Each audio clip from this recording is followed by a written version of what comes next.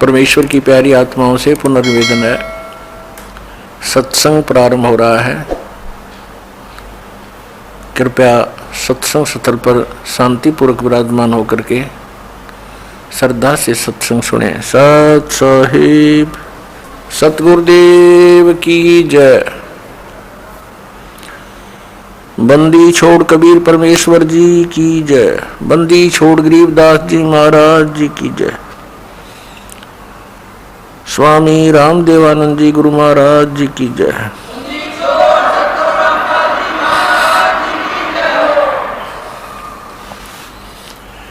गरीब नमो नमो सतपुरुष को नमस्कार गुरु की नहीं। सुर नर मुनि जन साधुआ संतों सर्वस्ती नहीं। सतगुरु साहिब संत सब दंडोतम प्रणाम। आगे पीछे मध्य हुए तिनको जा कुर्बान। नराकार निर्विषम काल जाल वैवंजनम निर्लेपम निज निर्गुणम अकल अनुपवेशोन्दुलम। सोहम सुरति समाप्तम सकल समाना निर्तल। उज्ज्वल हिरंबर हरदमम बेपरवा अथाह वार पार निमज्जतम। गरीब जो सुमर सिद्ध होई गणनायक गलता ना करो अनुग्रह सोई परस पद परवाना। आदि गणेश मनाऊं गणनायक देवन देवा। चरण कमल लो लाऊं आद्यंत करूं सेवा। परम शक्ति संगीतम रिद्धि सिद्धि दाता सोई। अवगत गुण अतीतम सत्य पुरुष निर्मोही। जगदम्बा जगदीशम मंगल रूप मुरारी। तन मन अर्पों शीशम भक्ति मुक्ति भंडारी। सुर नर मुनि जन ध्यावे ब्रह्मा विष्णु महेशा। शेष शेष मुख गावे पूज्य आदि गणेशा। इंद्र कुबेर सरीखा वरुण धर्म राय ध्यावे। समृत जीवन जी का मन इच्छा फल पावे।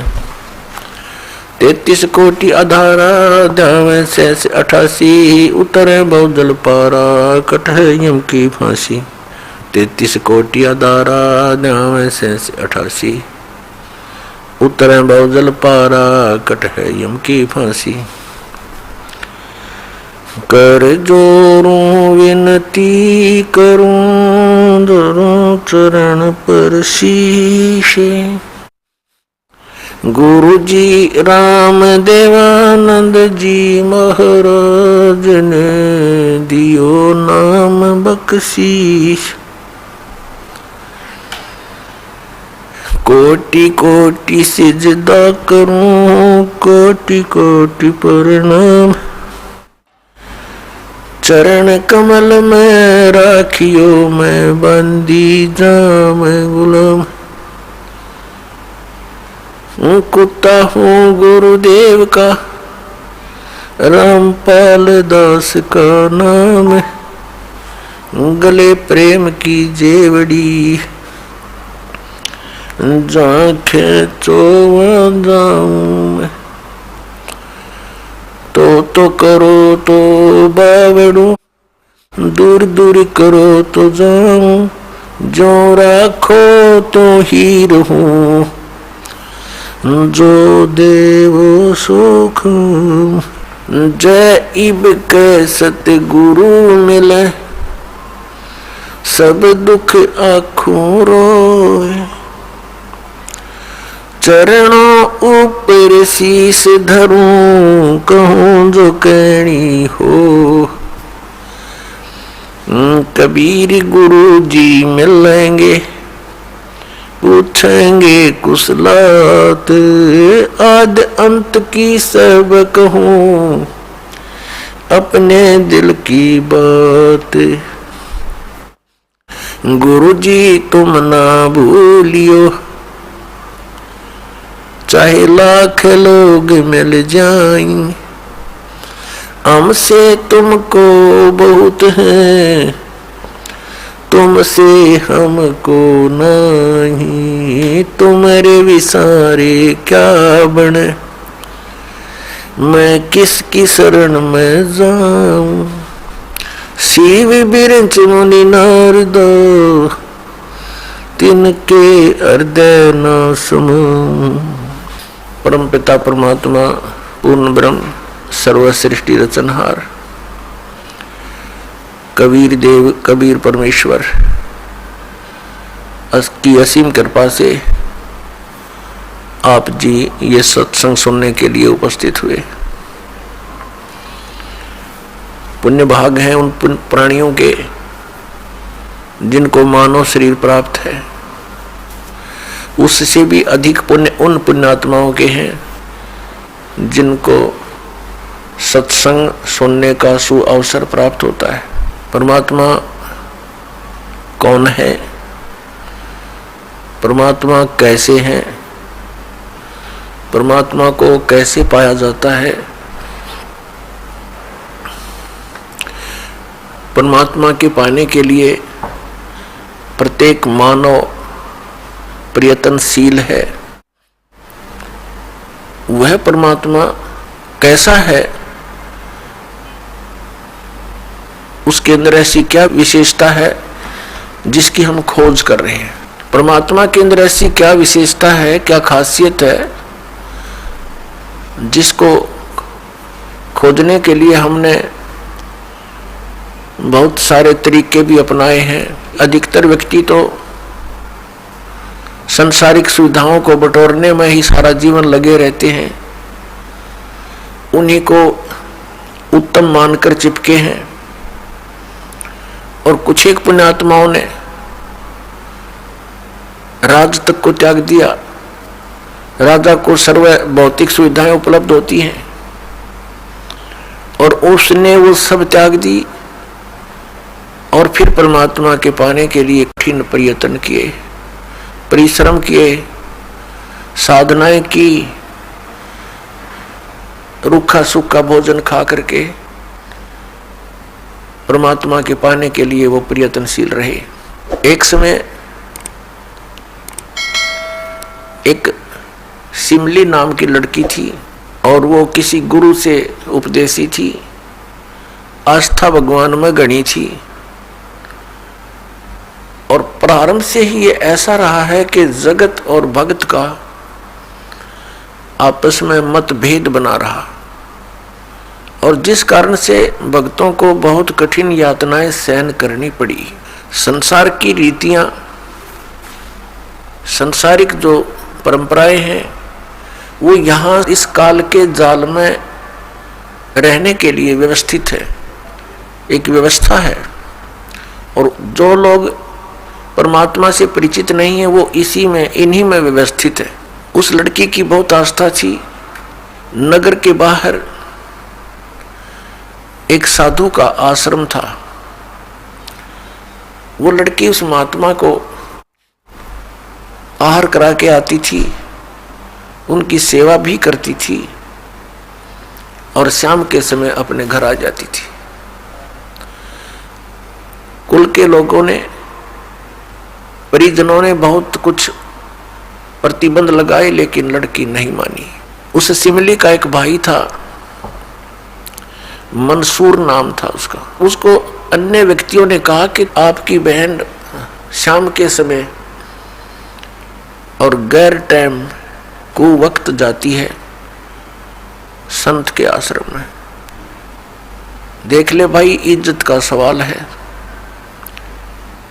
और पूरे नगर में चर्चा चलती है अपनी बहन को मनाकर।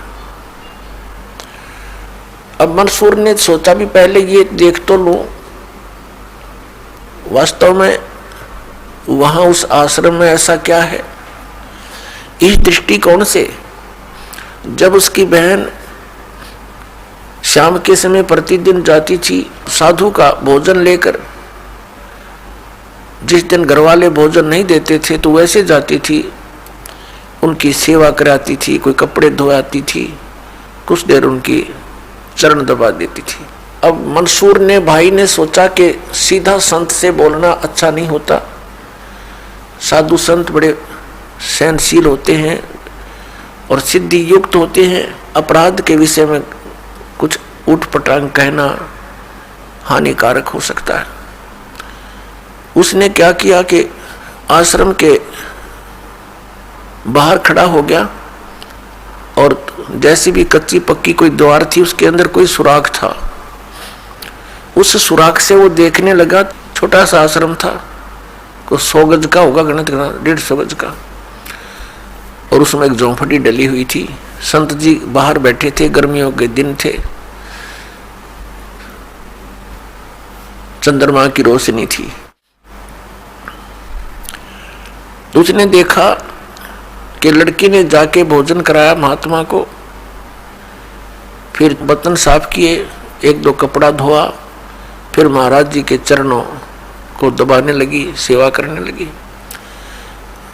तो क्या हुआ कि ऐसे उस महात्मा ने हाथ किया, आकाश से एक अमृत का प्याला आया, संत ने पिया, आधा उस बेटी को दिया। संत ने कहा कि बेटी, इसमें से थोड़ा सा एक नालायक व्यक्ति खड़ा है, उसके भी मार दे एक छींट, इस सुराख के अंदर से जा और उसके भी लगा दे, थोड़ी सी कल्याण हो जा। एक नालायक व्यक्ति खड़ा है। अब उसने जाकर के, लड़की ने आदेश पालन करना था, सुराख में ऐसे कर दिया। उसने देखा कौन है, कैसे है, तो उसके भी जीभ पर वो थोड़ा सा अमृत की छींट लगी। एकदम उसके हृदय में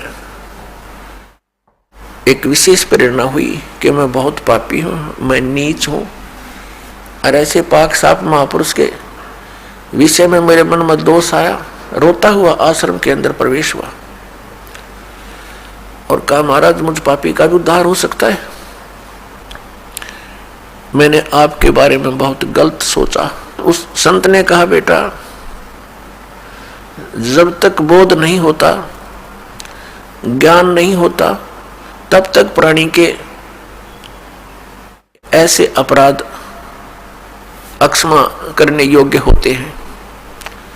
और बेटा, कोई जानबूझ कर करोगे, दीक्षा उपदेश लेने के बाद आपके मन में ऐसा संत के गुरु के प्रति दोष आता है, तो फिर आप पाप के भागी भारी बन जाओगे। काफी देर सत्संग सुनाया।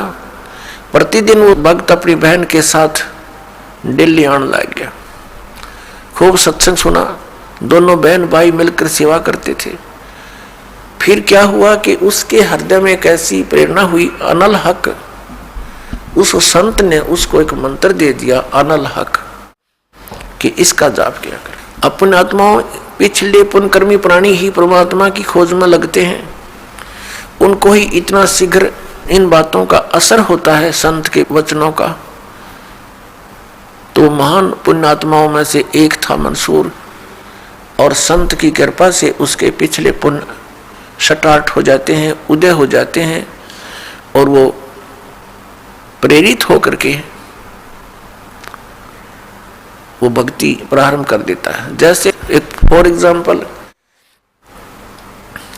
जैसे कोई कटोरी में घी डाल रखा है, उसमें एक ज्योति भी रखी है, और वो ज्योति जला रखी थी, बुझ गई, घी भी है उसके अंदर, बनी बनाई बाती भी उपलब्ध है।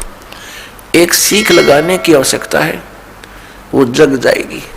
तो जितने भी पुण्यकर्मी प्राणी हैं, जो भी साधु संत महापुरुषों के प्रवचन सुनते हैं, किसी भी संत के, चाहे उसने भक्ति मार्ग का कति ज्ञान नहीं, लेकिन भगवान की महिमा तो वो भी सुना ही देते हैं। तो उससे क्या होता है कि वह ज्योत जग जाती है। अब वह ज्योत तक जगेगी जब तक पूर्व जन्म का उसके अंदर घी है, यानी पुण्य है, तो जगेगी, प्रेरणा बनी रहेगी भगवान के पाने की। यदि आगे उसमें विधि घी उसके पास नहीं है डालने के लिए, तो वो ज्योति भी जल जाएगी और घी भी समाप्त हो जाएगा, और सारा कटोरा व कटोरी काली हो जाएगी। तो पुण्यात्माओं, उस अनल हक मंत्र के गुरु जी ने दे दिया, जो मंत्र देना था उसको। अनल हक का अर्थ होता है अहम ब्रह्मास्मि, मैं ही ब्रह्म हूं, मैं ही परमात्मा हूं, अनल हक। हालांकि ये कोई मंत्र वंत्र नहीं था, लेकिन उस मंसूर के अंदर वो पूर्व जन्म का घी और ज्योति रह रही थी, वह जगेगी। अब उस मंत्र से भविष्य में तो कोई लाभ उसको होना नहीं था, क्योंकि वो चार्जर ठीक नहीं था। पूर्व जन्म की बैटरी से उसमें इतना प्रभाव था, इतने पुण्यों से, कि उसने अनल हक कहना शुरू कर दिया कि मैं ही परमात्मा हूं।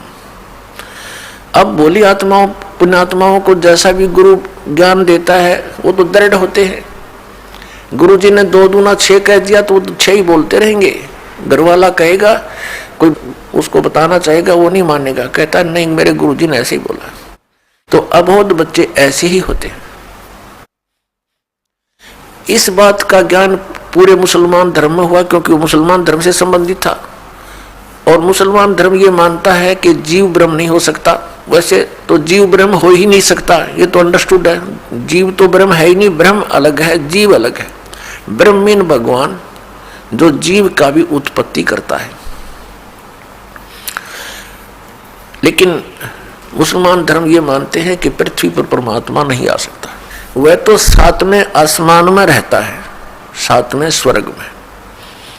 और कोई ये कहता है कि पृथ्वी पर परमात्मा है, वो दंड का अधिकारी है, वो भ्रमित कर रहा है, मुसलमान धर्म के विधान को बिगाड़ रहा है। इस कारण से मंसूर को बहुत बार समझाया, राजा तक बात गई,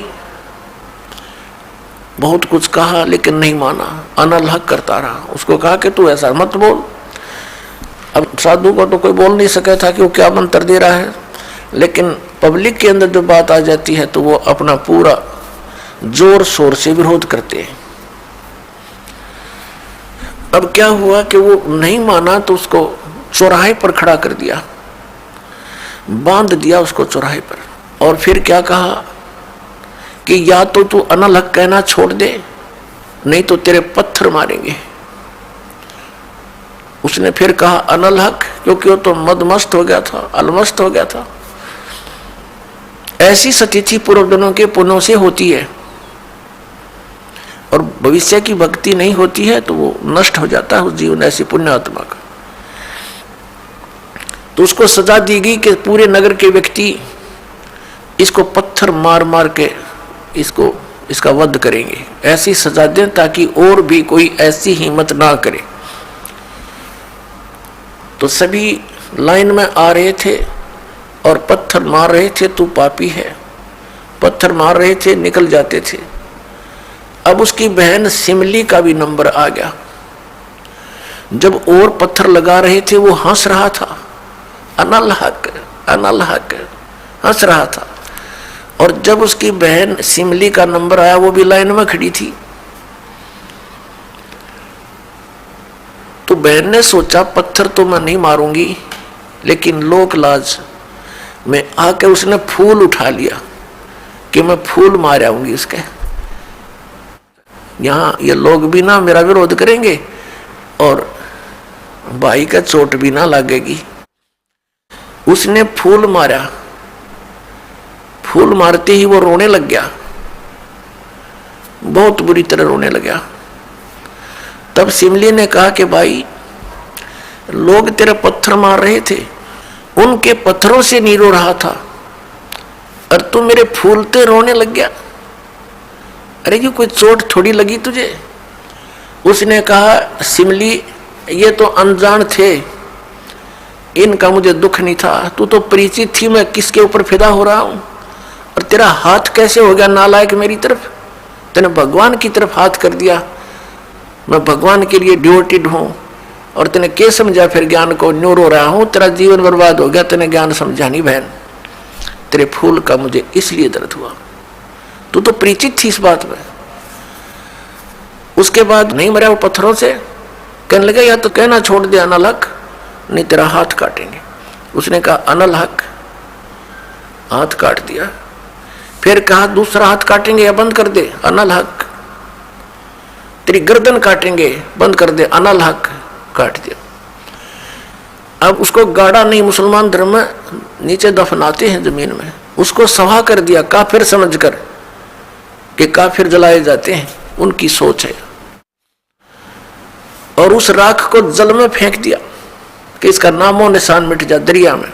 कहते हैं वो राख भी, ऐस भी, वो बबूत भी अनल हक अनल हक अनल हक करती जा रही है। और 1000 मंसूर बनकर गलियों में घूम रहे हैं। सबने दरवाजे बंद कर लिए, टट्टी पेशाब निकल गया, लोगों का घबरा गया, ये क्या हो गया, भगवान का भगत था, ऐसा हो कर दिया इसके साथ। तो पुण्यात्माओं, अब ये ज्ञान है, तत्व ज्ञान है, इसको बहुत गहराई से समझना है। इससे कई कंसेप्ट क्लियर होंगे। अब प्रसंग तो चला है कि जिस परमात्मा के पाने के लिए और जिस लोक में जाने के लिए महापुरुषों ने ऐसी कुर्बानियां दी, तो कैसा है वो भगवान, कैसा होगा वो देश, ये अंडरस्टूड है। दूसरी बात ये है इसके अंदर कि कोई ये सोचे कि अनल हक मंत्र से उसमें शक्ति आ गई थी, नहीं। उस अनल हक मंत्र के जाप करने वाला पूरा गांव था, नगर था, आसपास के और भी बहुत लोग थे जो वैसे उपदेशी थे, आसपास के बहुत से उनके शिष्य थे, लेकिन वो गुप्त रखते थे, सामने किसी को बताते नहीं थे, लोक लाज के कारण। तो कहने का भाव ये है कि उस एक मंसूर के अंदर ये क्यों काम कर गया और सिमली में नहीं कराया उसने।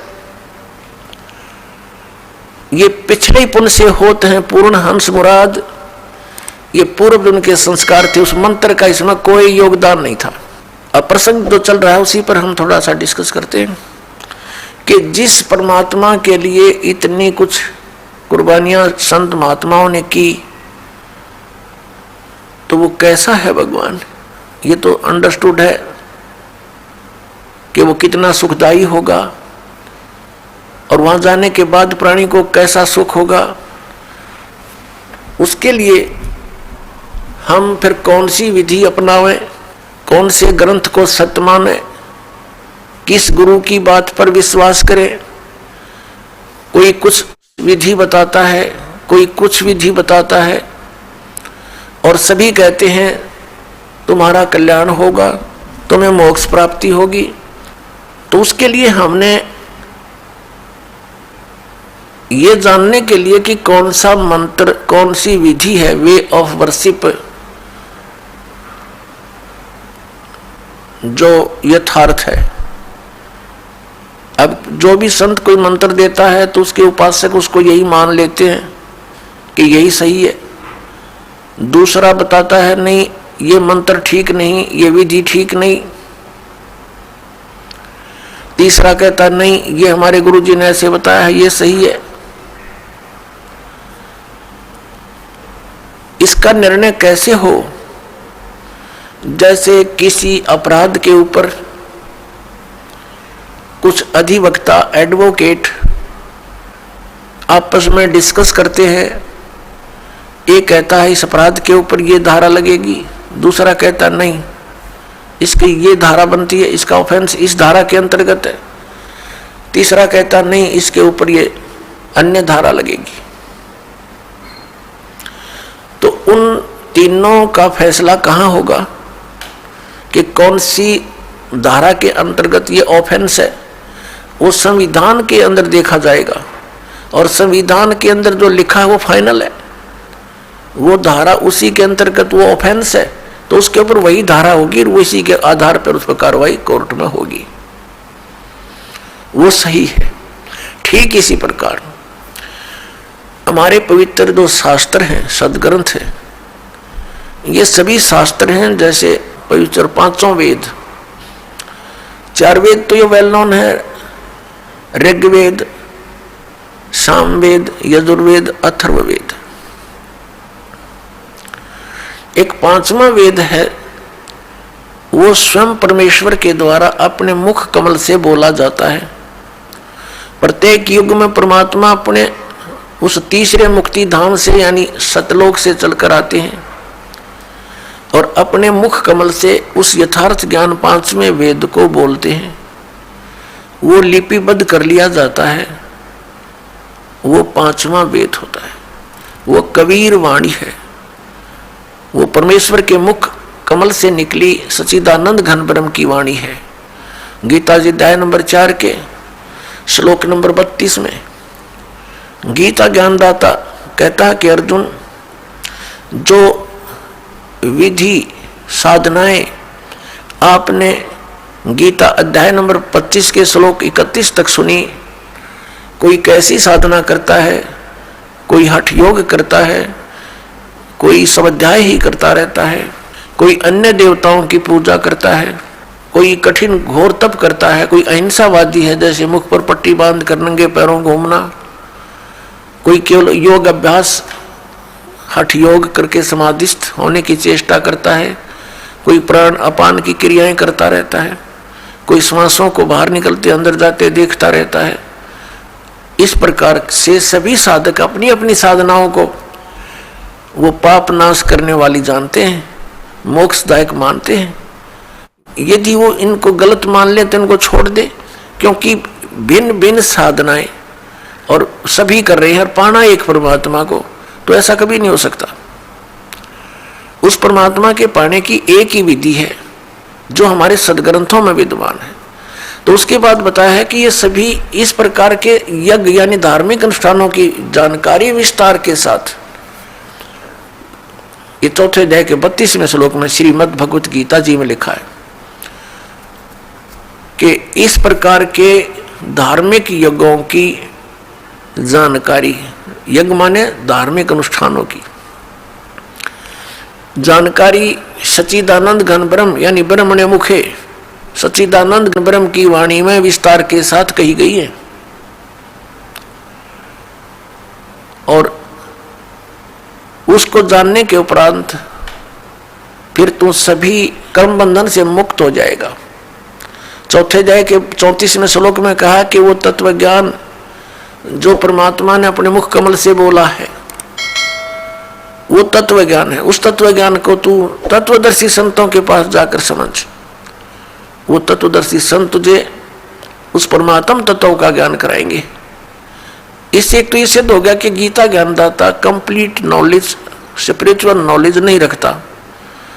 उसने ऑप्शन छोड़ दिया कि वो यथार्थ ज्ञान उस परमात्म तत्व का 18वें अध्याय के 62वें श्लोक में गीता ज्ञानदाता जिस अन्य परमात्मा की शरण में जाने को कह रहा है, उसकी जानकारी कहते उस तत्वदर्शी संतों के पास जाकर समझ, वो बताएंगे। गीता ज्ञानदाता नहीं जानता। तो वहां क्या बताया है कि वो सच्चिदानंद घन ब्रह्म की वाणी वो सूक्ष्म वेद है। यहां गीतानुवादकर्ताओं ने चौथे अध्याय के 32वें श्लोक में अनर्थ कर दिया। ब्रह्मणे मुखे एक शब्द है इसके अंदर मूल पाठ में, उन्होंने इसका अर्थ गलत कर दिया, वेद की वाणी लिख दिया। नहीं, वेद ज्ञान तो गीता ज्ञानदाता बोल ही रहा है। जिनको तुम वेद मानते हो, चारों वेदों का एक सारांश है ये श्रीमद् भगवत गीता। कोड वर्डों में है, अधिकतर संक्षिप्त में है। तो वो तो बोल ही रहा है, वो खुद कह रहा है कि 5वां जो वेद है उसके अंदर वो लिपिबद्ध है, वो तत्व ज्ञान है। उसको तत्वदर्शी संतों के पास जाकर समझ और फिर जैसा वो बताओ ऐसे कर। तो पुण्यात्माओं, हमारे सदग्रंथ कौन से हैं जो परमात्मा का विधान है और जिन पर हम विश्वास करेंगे और करना चाहिए। हमारे सदग्रंथ यानी शास्त्र कहो, सदशास्त्र कहो, ये कौन कौन से हैं? पवित्र 5 वेद, 4 वेद तो अंडरस्टूड है, 5वां ही आपको बता दिया सूक्ष्म वेद। और श्रीमद् भगवत गीता इन 4 वेदों का सारांश है और 5वें का इसमें हिंट दिया है। ये तो है गॉड गिवन स्पिरिचुअल नॉलेज, परमात्मा दत्त, प्रभु दत्त है, ये ब्रह्म दत्त है ये। और फिर 18 पुराण ये अध्यात्म ज्ञान को समझने के लिए सहयोगी हैं। और इनके अंदर जो वे ऑफ वर्शिप लिखी है, यदि वो वेदों से मिलती है, श्रीमद् भगवत गीता से मिलती है, तो वो तो सही है, उतना तो वेदों और गीता वाला ही ज्ञान है। बाकी उस वेद, उस पुराण के वक्ता के घर का है, उसका अपना अनुभव है। अब उसका अनुभव वेदों और गीता से नहीं मिलता तो हमें मान्य नहीं है, हमें स्वीकार्य नहीं है। क्योंकि पुराण कौन है, पुराण क्या है? ये श्री ब्रह्मा जी ने बोला ज्ञान है। ये 4 वेद, ऋग्वेद, सामवेद, यजुर्वेद, अथर्ववेद, ये 4 वेद ब्रह्म ने अपने पुत्र रजगुण ब्रह्मा जी को दिए थे। और ये 5 वेद, ये सूक्ष्म वेद सहित ये 5 वेद पूर्ण परमात्मा ने, सत्य पुरुष ने, परम अक्षर ब्रह्म ने इस ब्रह्म के अंदर, ज्योति निरंजन के अंदर फीड कर दिए थे। और उसमें टाइम फिक्स कर दिया था कि इतने समय के उपरांत ये सब तय इसकी श्वासों से बाहर आएंगे। जैसे कोई मादा है, गाय भैंस है, वो नए दूध होती है, गर्भ धारण करती है, समय आने पर बच्चा ऑटोमेटिकली बाहर आ जाता है। तो ऐसी सतिथि परमात्मा ने, पूर्ण ब्रह्म ने हमारे लिए की थी कि ये बच्चे भगवान को भूल ना जाएं, परमात्मा की भक्ति करेंगे इन वेदों अनुसार तो इनको बहुत लाभ होगा, इन पर आपत्तियां नहीं आएंगी, कष्ट नहीं आएंगे। ये गलती से काल के साथ चले गए हैं। वो 5 वेद जब इसके श्वासों के द्वारा, ब्रह्म के श्वासों के द्वारा निकले तो इसने उनमें देखा कैसा ज्ञान है भगवान ने दिया है। तो उसने वेदों को पढ़ा तो 5वां वेद था, उसमें सारांश था, 4 वेदों का निष्कर्ष था और पूर्ण परमात्मा की जानकारी और उसकी वे ऑफ वर्शिप, पूजा की विधि भी लिखी थी। वो घबरा गया कि इन प्राणियों को जो मेरे अंतर्गत आगे हैं, इनको यदि पूर्ण परमात्मा का और वहां के सुख का ज्ञान हो गया तो ये सब भाग जाएंगी ऐसी साधना करके। इसलिए इसने उस 5वें वेद को नष्ट कर दिया। 4 वेद दे दिए जिनमें गोलमोल ज्ञान है। गोलमोल का अर्थ क्या है, भावार्थ क्या है कि इसमें महिमा तो है परम अक्षर ब्रह्म की और केवल पूजा की विधि है ब्रह्म तक की। जैसे यजुर्वेद अध्याय नंबर 40 के मंत्र नंबर 15 में लिखा है कि ओम कर्तु समर किलबे समर कर्तुम समर। ओम नाम का जाप काम करते करते सिमरण करो, विशेष कसक के साथ सिमरण करो, श्रद्धा के साथ, पूरी आस्था के साथ। और मनुष्य जीवन का मूल कार्य जानकर ओम नाम का स्मरण करो। ओम नाम ब्रह्म का और महिमा इसमें बता रखी है। परम अक्षर ब्रह्म है जिसकी पूजा से पूर्ण मोक्ष होता है, उसके ऐसे चिन्ह हैं, वो ऐसी लीला करता है। अपने आत्मा दास के सत्संग में मुख्य तौर पर 3 ब्रह्म होते हैं, 3 ब्रह्म यानी 3 प्रभु, 3 पुरुष। एक सरब्रह्म, एक अक्षर ब्रह्म, एक परम अक्षर ब्रह्म। दूसरे शब्दों में एक सरपुरुष, एक अक्षर पुरुष और एक परम अक्षर पुरुष। तीसरे शब्दों में ईश्वर, परमेश्वर। ये 3 मुख्य प्रभु हैं। मुख्य तो वैसे एक है, लेकिन हमारे सदग्रंथों में जो विशेष ज्ञान दिया है इन तीनों के विषय में। और इसके पश्चात 3 प्रभु और माने हैं, रजगुण श्री ब्रह्मा जी, सतगुण श्री विष्णु जी और तमगुण श्री शंकर जी। और आदि शक्ति प्रकृति देवी ये दुर्गा है। इनके बाद फिर बहुत से देवता हैं जो भगवान की भक्ति करके ही कुछ उन्होंने अपने टायर में हवा भर ली, यानी परमात्मा की कुछ भक्ति संग्रहित करके, और वो कुछ सिद्धि युक्त हो करके अन्य प्राणियों से श्रेष्ठ बने दिखाई देते हैं, वो भी देवता हैं। यानी श्री ब्रह्मा जी, रजगुण श्री विष्णु, सतगुण श्री शिव जी तमोगुण ये अन्य देवताओं में है और ये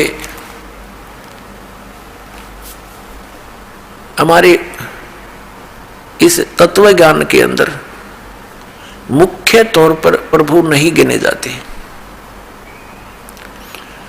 दूसरे शब्दों में दास कहे कि ये भगवान नहीं है, ये ईश नहीं है, स्वामी नहीं है, भगवान नहीं है।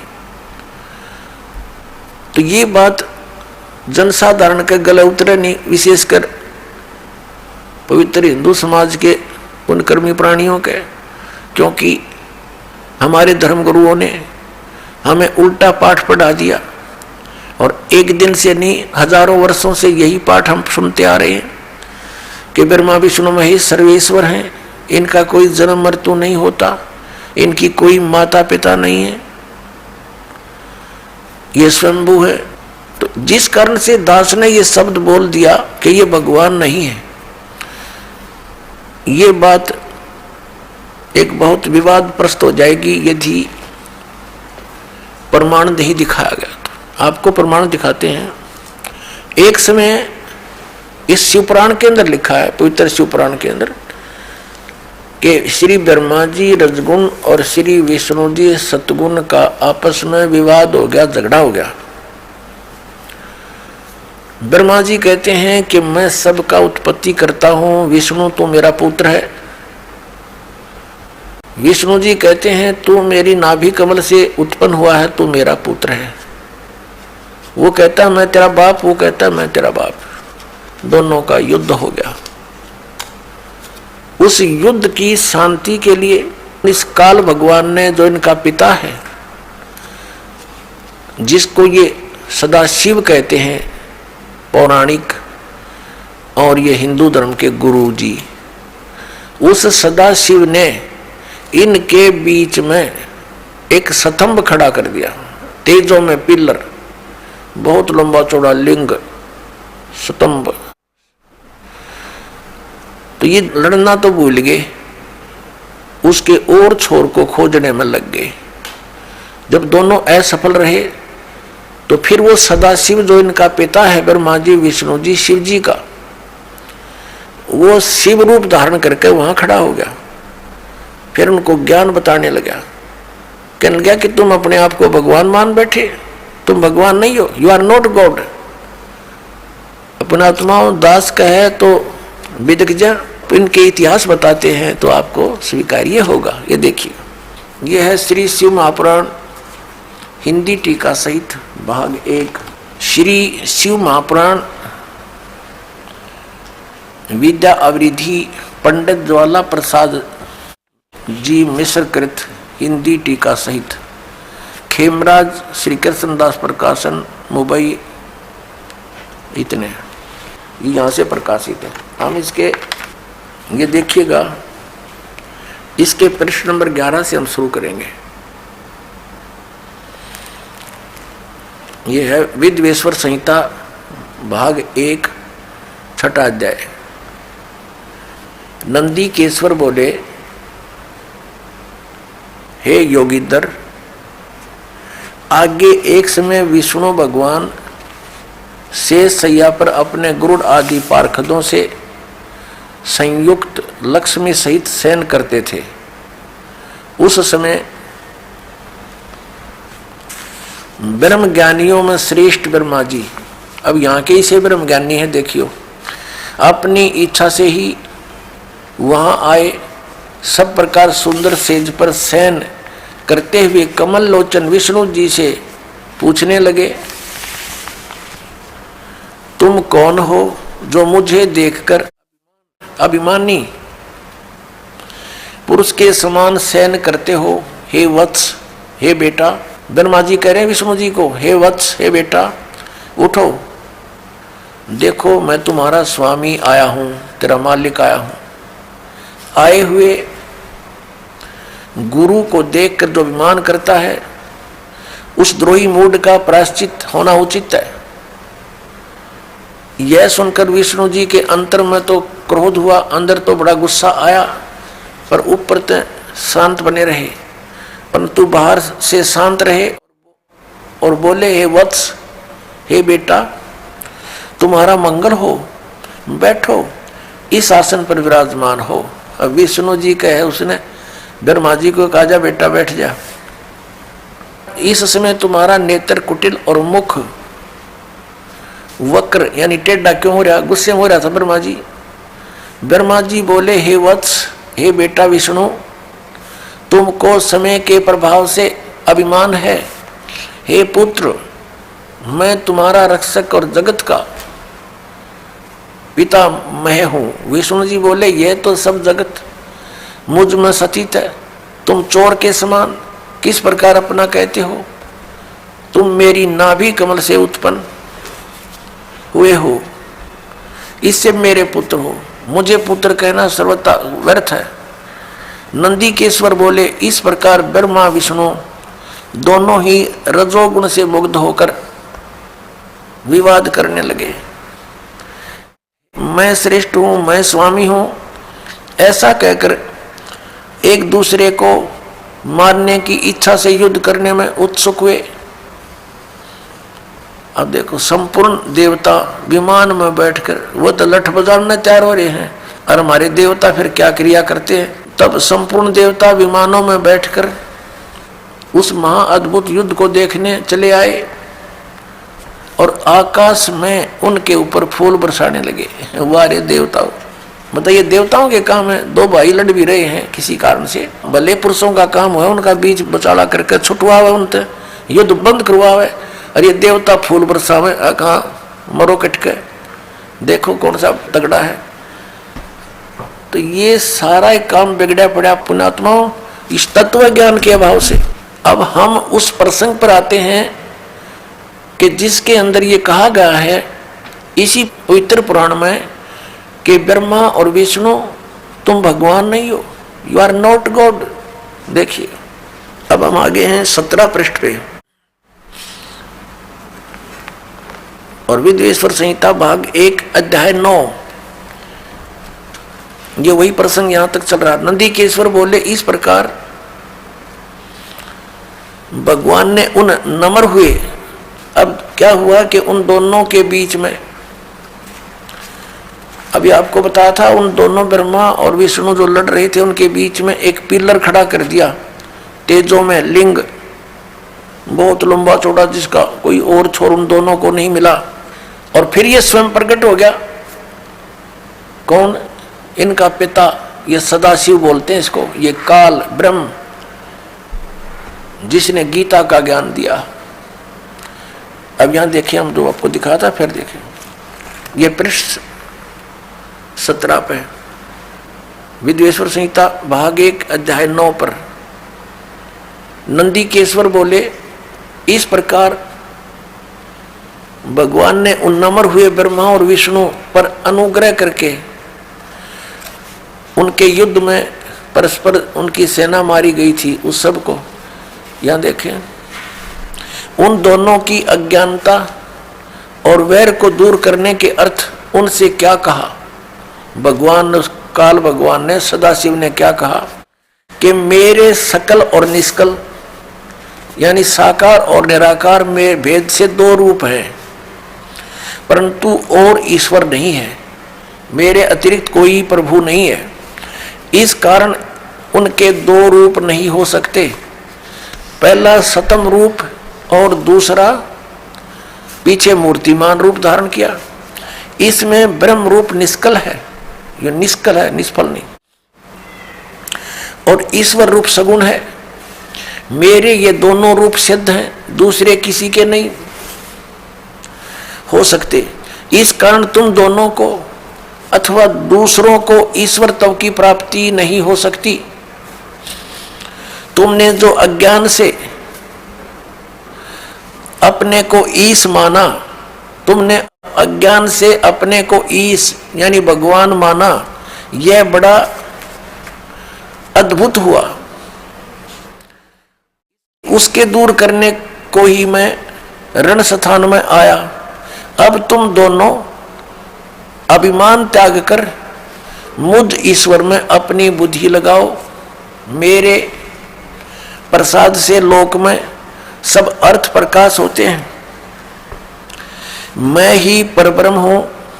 अब ये काल बोल रहा है, अब यहां विचलित कर रहा है इनको। मैं ही परब्रह्म हूं, मेरा ही कल अकल रूप है, ब्रह्म होने से मैं ईश्वर हूं, अनुग्रह आदि मेरा कृत्य है, सर्वव्यापी होने से और जगत के वर्धक होने से मैं ब्रह्म हूं।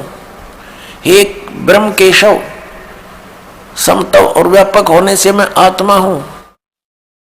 मैं इस सब का ईश हूं, यह मेरा है, मेरे सिवाय किसी दूसरे का नहीं है। प्रथम तो ब्रह्म तो ज्ञान के निमित्त निष्कल ब्रह्म का प्रादुर्भाव हुआ। 18वें पृष्ठ पर चलते हैं। इससे मैं अज्ञात रूप हूं, पीछे तुम्हें प्रगट दर्शन देने के निमित्त साक्षात ईश्वर, तत्क्षण ही मैं सगुण रूप हुआ हूं। अब यहां ये क्या कह रहा है? श्री सदाशिव ब्रह्मा विष्णु महेश का पिता, ब्रह्मा विष्णु महेश का पिता ये सदाशिव यहां क्या कह रहा है? ये कह रहा है कि पहले तो ब्रह्म रूप हुआ वो स्तंभ, वो तो समझो मेरा निष्कल रूप है, निर्गुण रूप है मेरा, ये स्तंभ आया पिलर, और ईब में निर्गुण से सगुण हो गया, तुम्हारे सामने आया। अब देखो हम अपने उस प्रसंग पर आते हैं। हमने ये देखना है कि ब्रह्मा और विष्णु और ये शिव ये भगवान नहीं है, ये प्रभु नहीं है। ये प्रसंग था। यदि ये दास वैसे सिंपल कहकर छोड़ देता तो बहुत विरोध मान लेते भक्तजन, क्योंकि उन्होंने पूरा अज्ञान सुना हुआ है, ज्ञान नहीं सुना, सदग्रंथों का उनको ज्ञान नहीं, इसलिए सदग्रंथों को रूप करना अनिवार्य हो गया है। अब आगे ये क्या कहता है देखिएगा। ये प्रश्न नंबर 18 अध्याय 10 चल रहा है, प्रश्न नंबर 18 पे, और शिवपुराण विद्वेश्वर संहिता भाग 1 10वां अध्याय हम यहाँ पढ़ते पढ़ते आ गए। 9वां अध्याय यहाँ समाप्त हो गया। जो हमने यहाँ पढ़ लिया, इससे मैं अज्ञात रूप हूँ, पीछे तुम्हें प्रकट देने के लिए निमित्त साक्षात ईश्वर, तत्क्षण ही मैं सगुण रूप हुआ हूँ। अब यहाँ नीचे आ जाएंगे इसके। इति श्री शिव महापुराणे विद्वेश्वर संहिता भाषा टीकायाम 9वां अध्याय, ये 9वां अध्याय इति हो गया, समाप्त हो गया। अब 10वां शुरू हो गया, ये 10वां। अब हम यहाँ 10वें में पढ़ रहे हैं नीचे। हे पुत्रों, हे पुत्रों, ब्रह्मा और विष्णु को इनका पिता वो सदाशिव काल कह रहा, हे पुत्रों, यह कृत आपने तप से प्राप्त किया है, जो कि सृष्टि की उत्पत्ति और पालन कहता है, सो मैंने प्रसन्न होकर तुम्हें दिया है। इसी प्रकार दूसरे दो कृत रुद्र और महेश्वर को प्रदान किए हैं। अब देखो, जो दास सिद्ध करना चाहता है, एक तो ब्रह्मा और विष्णु और फिर रुद्र और महेश्वर, ये 4, इनसे 5वां है यू सदाशिव, जो ब्रह्मा विष्णु महेश जी के पिताजी हैं। और इनकी माता कौन है? वो दुर्गा है। वो भी दिखाएंगे आपको सदग्रंथ में, देवी पुराण के अंदर दिखाएंगे। अब यहां देखिएगा, यहां स्पष्ट हो गया कि ऊपर तो इन दोनों के विषय में बोला, हे पुत्रों, यह कृत आपने तब से प्राप्त किया है, जो कि सृष्टि उत्पत्ति और पालन कहता है। इन दोनों का ये जॉब है। मैंने प्रसन्न होकर तुम्हें दिया। देखो, हींग लगी ना फटकड़ी इसकी। तब तो कह रहा है कि तुमने तप किए, घोर तप किए। इसमें लिखा है कि विष्णु जी ने 12,000 वर्ष तक घोर तप किया, ब्रह्मा जी ने इतने वर्ष तक तप किया। तो कहता है इस तप के बदले में मैंने खुश होकर तुम्हें दिया है। बता, इन की भलाई इन्हीं को सौंप दी। अपनी तरफ से क्या दिया इसने? पहले इनसे डले डुआई हठ योग करो, सिद्धि युक्त हो गए। अब फिर रिमोट अपने हाथ में लेकर इनको कहा अब तुम सृष्टि करो। सब्जियों को यहाँ पर स्थिति उत्पत्ति संहार ये अपने पुत्रों से करवाता है और स्वयं खाता है सबको। ये काल है। गीता जी अध्याय नंबर 11 के श्लोक नंबर 32 में कहता है, मैं काल हूं अर्जुन, और अब प्रकट हुआ हूं, अब आया हूं मैं, अब प्रवृद्ध हुआ हूं। और श्री अर्जुन जी पूछ रहे हैं कि हे महानुभाव, आप कौन हो? मैं आपसे परिचित नहीं हूं। अरे अर्जुन का साला था श्री कृष्ण, और उससे अपरिचित हो गया इतनी जल्दी? क्योंकि वो श्री कृष्ण था ही नहीं, श्री कृष्ण में प्रवेश वो काल था। और जब बाहर निकल कर देखा तो उसका इतना रूप हो, बाहर निकल गया उससे, जब विराट रूप दिखा श्री कृष्ण तो ओझल हो गया, दिखाई भी नहीं दे रहा था उनकी रोशनी के अंदर। और अर्जुन कह रहा, पूछ रहा आप कौन हो, मैं आपको पहचान नहीं पा रहा हूं। तो काल था, वो कहता मैं काल हूं और सबका नाश करने के लिए अब प्रवृत्त हुआ हूं। तो ये इनका पिता है। और वो क्या कह रहा है कि ब्रह्मा और विष्णु तुम्हें दो जो कृत जॉब दिए हैं, तुम्हारे को दो विभाग दे दिए, एक तो उत्पत्ति विभाग, रजोगुण विभाग से उत्पत्ति होती है, ब्रह्मा जी को रजोगुण युक्त कर दिया और विष्णु जी को सतोगुण युक्त कर दिया, और तीसरे अपने पुत्र को तमोगुण युक्त कर दिया, अपना स्वरूप बना लिया। कहते सदाशिव कहता है जब ये खड़ा है कि मैं इन्हीं के रूप, ये मेरे ही स्वरूप में है। और ये कैसे छल करता है, जब किसी को विष्णु रूप में दर्शन देता है तो उसमें अपना विष्णु रूप धारण कर लेता है और उसी विष्णु रूप में संबोधन करता है, तो उस कारण से विष्णु पुराण बन गई। और जिसमें इस शिव रूप में धारण करके किसी को ज्ञान दिया है तो उसके आधार से शिव पुराण की रचना होगी। ये है वो काल जो कहता मैं कभी अपने ओरिजिनल रूप में किसी के समक्ष नहीं होता, मेरे कर्म और जन्म अलौकिक हैं। गीता जी के अध्याय नंबर 4 के 5 और 9 में इसने स्पष्ट किया है। और साथ में कहा है कि जब धर्म की ग्लानि होती है मैं अपने अंश, अपने आत्मा, अपने अंश अवतारों का सृजन करता हूं, उनको यहां प्रकट करता हूं, भेजता हूं, उत्पन्न करता हूं, जैसे श्री राम, श्री कृष्ण आदि। आप देखिएगा नीचे, अब ये दास जो सिद्ध करना चाहता है कि दो तो ये ब्रह्मा और विष्णु हो गए, इस प्रकार दूसरे दो कृत रुद्र और महेश्वर को प्रदान किए हैं। अच्छा 4 हो गए ना, एक रुद्र एक महेश्वर, और 5वां यू बोलने लग रहा। अब आगे हम चलते हैं, ये प्रमाणित करते हैं। ये देखिएगा यहाँ पर, ये प्रश्न नंबर 19 है और ये विद्वेश्वर संहिता भाग 1 अध्याय 10 चल रहा है। यहां से हम लेंगे।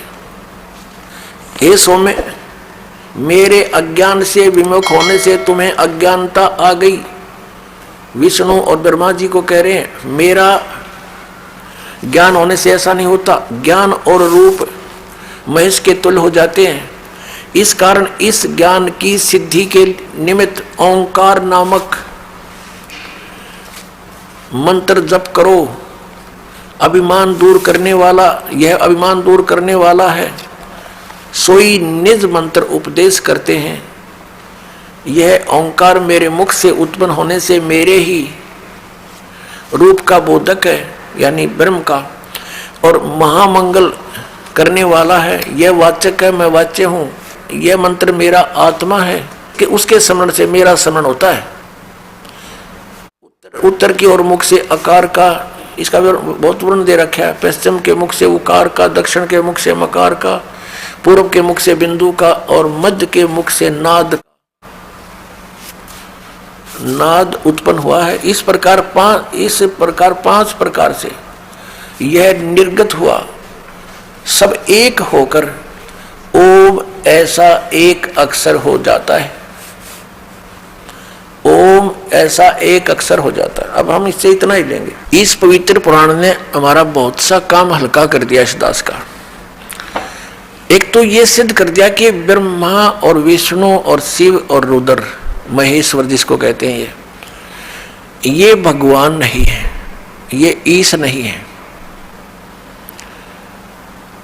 इसलिए दास कहता है कि 3 मुख्य रूप में दास के प्रवचनों में ये ब्रह्म समझो। एक सरब्रह्म, एक अक्षर ब्रह्म,